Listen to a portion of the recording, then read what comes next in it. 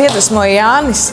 Un es ļoti šovasar gribētu pamēģināt wakeboardu, bet man tāda maza problēma. Man ir nedaudz bail uz ūdens. Jā, tāpēc ir ļoti svarīgi zināt tos noteikumus, kā uzvesties uz ūdens. Bērni, jūs zināt, kas ir svarīgi, lai būtu droši uz pie ūdeņiem? Kurš zina? Vajag vecākiem būt klāt. Pieaugušiem vienmēr jābūt līdzi. Pieaugušiem klāt, kas vēl? Jābūt sagatavotai glābšanas vestei. Jābūt glābšanas vestei. Ja dodas makšķerēt uz ledus, jābūt pārliecinātam, ka ledus izturēs svaru.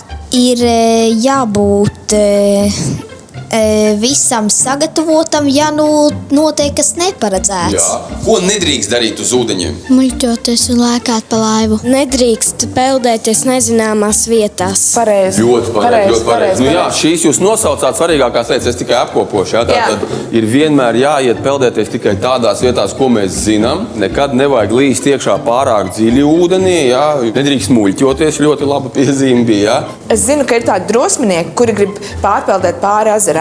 Jā. Bet man šķiet, ka tas ir bīstami un to nevajag darīt. Jā, tieši tā, bērni, ja jums kāds saka, vai tu vari pārpeldēt pāri upei vai ezeram, es saku, man negribās. Ja?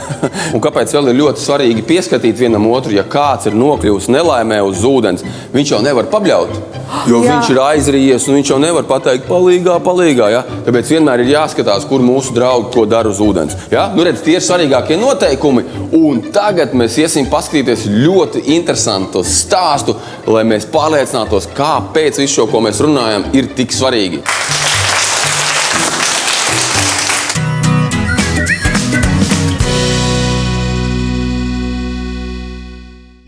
Juri, kas tad ir tie iemesli, kāpēc pat citreiz pieredzējuši peldētāji var sākt slikt? Redzi, kad tu peldi, liekas, ka tev droši, tu iesēdies mašīnā, brauc, tu jūties droši, un liekas, ka nekas nenotiks, riepa nepārstās. Tāpat arī cilvēks peld, viņš mēģina peldēt, dodas, redz priekšā, viss baigi skaisti, un tādā brīdī pēkšņi notiek kaut kas ar veselību. Tev krampi sarauj roku vai kāju, tāpēc, ka ilgi bijuši saspridzināti. Nākušā brīdī tu jau koncentrējies uz tām sāpēm, un ūdens iekļūst mutē. Un tādā brīdī, kad tev iekļūst mutē, tu nevari ne pabļaut, ne pakliekt, ne pamāt ar roku, un tieši fauskutu. Glābt slīkstošu cilvēku ir sarežģīti. Slīkstošais pašam negribot, lielajā satraugumā parasti noslīcina arī savu glābēju.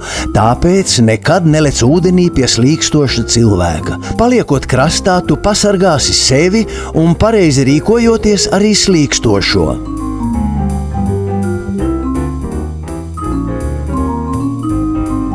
Pirmkārt, skaļi sauc pēc palīdzības, un, ja slīkstošais ir gana tuvu, pasniedz viņam kādu garāku koku. Šādās reizēs lieti noder arī tukšas, aizskrūvētas plastmasas pudeles.